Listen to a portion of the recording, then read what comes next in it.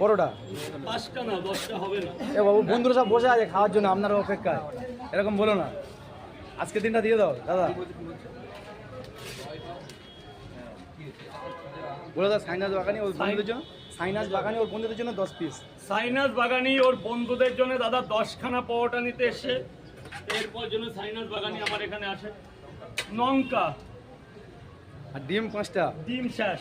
এ বাবা তাহলে কি হবে, ওটা রাখতে হবে। এটা বড় সড়ো পার্সেল নাকি? কি বলো বড় পার্সেল, একটা বেশি দিলাম। সকালে এক জায়গায় গেছে ওটা আপেল 45 পেঁয়াজ, টাকা। ওটা বলে দেবে। এক জায়গায় গেছে 75 টাকাটা বলো। আচ্ছা রাজুদা, যেটা একটা বেশি দিলে এতে মানে সব পার্সেলে তো তুমি একটা সব দুটো বেশি দাও। পার্সেল টোটাল ওটা আপেল পেঁয়াজ। আমি ব্যবসা করতে আসিনি।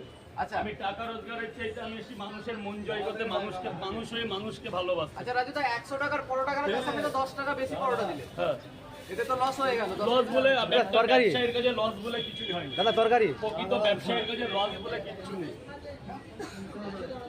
আমার ঘরে সংসারের অভাব আছে। কেউ হাই রাজা কাকে স্যালুট জানালে? ইন্ডিয়ান আর্মি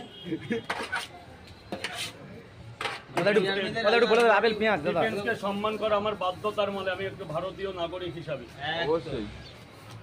তরকারির সাথে আপেল পেঁয়াজ দাদা একটু বলে দেবে। আচ্ছা রাজুদা, কিছুদিন আগে একটা পোস্ট দেখেছিলাম, সেটা কি অজান্তে হয়ে গিয়েছিল? অজান্ত হয়ে গেছিল আমার হ্যাঁ থেকে হ্যাঁ হয়েছে না। কাছে যা। অ্যাকচুয়ালি একজন আমাকে ওটা করানো বিভ্রান্ত করে হয়েছিল। করার চেষ্টা করেছে, তার জন্য আমি সরি চেয়ে নিয়েছি। ওটা আমি তো কিছু করিনি। এদিকে আসো লক্ষ্মীদার। আরে জ্বালা রে, তুমি তো তোমার হয়ে গেছে যেটু, এ নাও ব্যাস হয়ে গেল।